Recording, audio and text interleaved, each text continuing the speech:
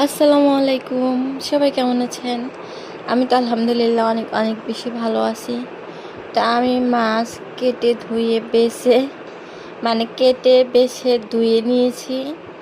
আমি আজকে সবজি তরকারি রান্না করব, কয়েক পদ সবজি দিয়ে তরকারি আর কি। তো এই জন্য পাতিলে আমি পেঁয়াজ কাঁচামরিচ ভেজে এখন রসুন বাটা দিয়ে দিচ্ছি। এটা আমি ভালো করে ভেজে নিব, তারপরে একটু পানি দিয়ে আমি কষাই নিব মশলাটা। এখন আমি বাকি মশলাগুলো দিয়ে দিব, যেমন হলুদের গুঁড়া, ধনিয়ার গুঁড়া, মরিচের গুঁড়া আর লবণ। তো সব কিছু আমি একসাথে দিয়ে কষাবো।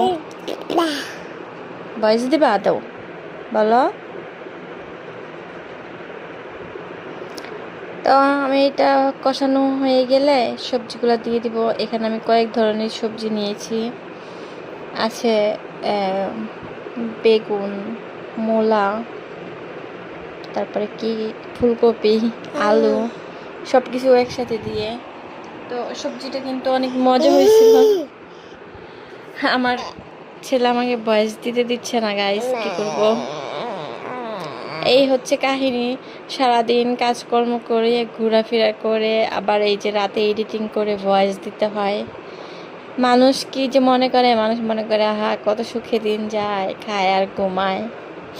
বাচ্চা কাচ্চা সামলাইয়া, সংসার সামলাইয়া, তারপরে আবার ঘোরাফেরা, আবার ভিডিও এডিটিং করা, বা সব পেজে, সব সোশ্যাল প্ল্যাটফর্মে ভিডিও আপলোড করা এত সহজ কথা না ভাই। সমালোচনা করা যায়, কিন্তু আগে নিজে ট্রাই করে দেখো সব কিছু। যদি আমাদের মতন পারো তাহলে তখন সমালোচনা কইরো। তো সবাই ভালো থাক, আমার রান্না দেখো। আল্লাহ হাফেজ।